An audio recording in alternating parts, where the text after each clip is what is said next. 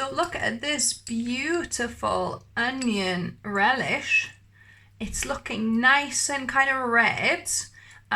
Looks really nice and juicy. Hello my dear health seekers, Inga from Health Origins here. So today, exciting recipe. I'm going to show you how to make a delicious onion chutney, red onion chutney or relish, and you can give this as gifts as well for the festive season. So let's begin. So here I've got 10 red onions that are quartered and sliced into quarter kind of slices, as you can see. So make sure it's quite fine.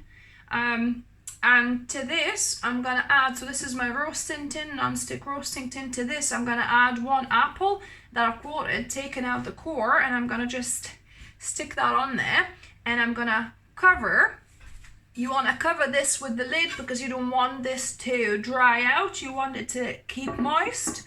So cover with the cover, and this is going into preheated oven at 150 degrees fan oven or 170 regular oven, and we're gonna roast these for about probably an hour and a half. So kind of slow roasting these, and we'll check after that. The onions and apples have roasted for an hour and a half, and as you can see, the apple's gone like really soft and mushy and kind of disintegrate. So I'm just giving it a stir. And now, first of all, I forgot to do something as well while we were roasting these. I'm pouring some boiling water over 10 pitted dates of, there's no stones in these, so just make sure, you submerge these in hot or boiling water. It'll probably take about 20 minutes to soften.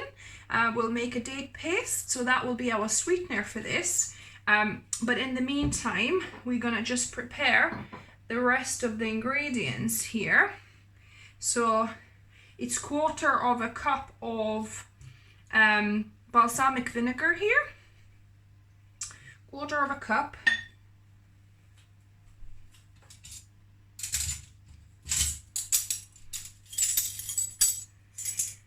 Then we need a tablespoon of molasses to give that bit of richness and sweetness as well. So a tablespoon of molasses. Then I'm gonna add a tablespoon of soy sauce here as well for that extra bit of umami and saltiness. I'm gonna add 3/4 of a teaspoon of salt, so nearly a whole teaspoon of salt here. 1/2 teaspoon of allspice goes in. 1/2 teaspoon of garlic powder. So mine is a little bit congealed, so what I'm gonna do, I'm just gonna do it over a little sieve to make sure it's kind of disperses well. And then 2 tablespoons of whole grain mustard here. Not tablespoons, teaspoons, sorry. 2 teaspoons of whole grain mustard. Or you could add 1 teaspoon of Dijon mustard instead. But I think whole grain mustard is nicer here. And then give this a mix. So I'm gonna give these another 10 minutes. I'm gonna just keep this covered so it doesn't get too cold. Give these 10 minutes. Obviously, if you don't forget, you'll have it ready by the time this bakes. But yeah, I'll just give it another 10 minutes for them to kind of soak up a little bit, and then we're gonna blend and pour this in and finish off baking in the oven. Now the way you want to prepare the jars for jarring these is just pour some warm water into them and out. So just get them moistened. The same with the lids. Then you want a bit of bicarb soda in each jug. And I'll put it a little bit on my on my little sponge. So you want to kind of do the top lip here and also inside. Do it, you know, scrub it well with bicarb soda everywhere. So that kind of makes sure, you know, it kills all the bacteria, disinfects everything. So yeah, just give it a good clean, like so. The same with the lids, you know, add a bit of bicarb soda there and give it a scrub. And then just rinse them. Rinse these well.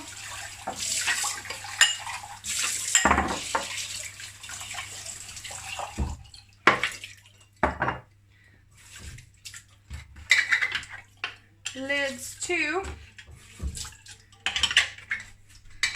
So what you want them rinsed and empty, and then take a kettle of boiling water and pour some boiling water straight into the jars and also onto the lids. It kind of further disinfects them, and very carefully just give it a little swirl.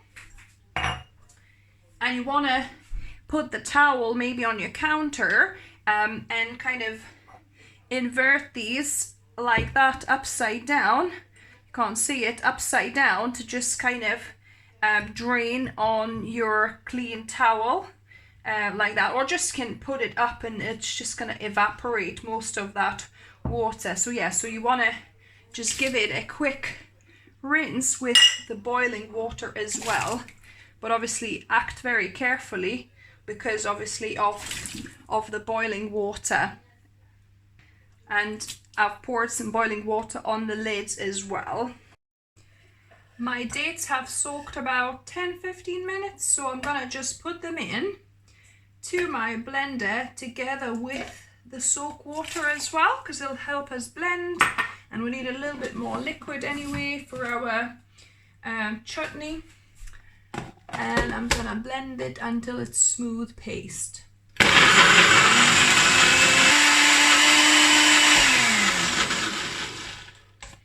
That blended well. We'll see how much we've got. I'll pour it into a cup. So I ended up with about half a cup of date paste. So I'm gonna just add my date paste to our onion mix. I'm gonna give this a stir.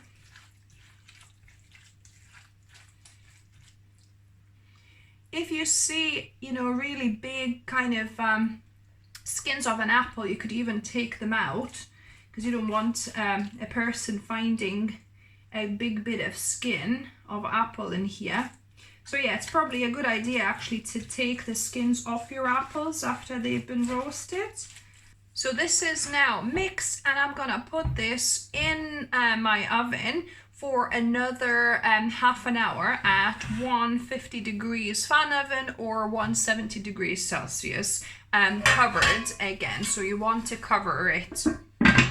So my onion relish or chutney has finished cooking for another half an hour, and you want to jar these as soon as this finishes. I was doing some other recipes, so this was still resting a little bit in the oven. So it's not super piping hot, but it's still hot. So I'm gonna just put my onion relish into jars now, using this handy little spout to help me not get it all over the jar. And you want to kind of fill it quite well. So that's perfect. Yeah. So just gonna close this, and if yours is super hot, you can invert it like that on its lid, so it kind of disinfects the lid even further. But that's good enough. I mean, these will last in the fridge. Just tell people when you're giving them as gifts that they'll stay in the fridge for about a couple of weeks.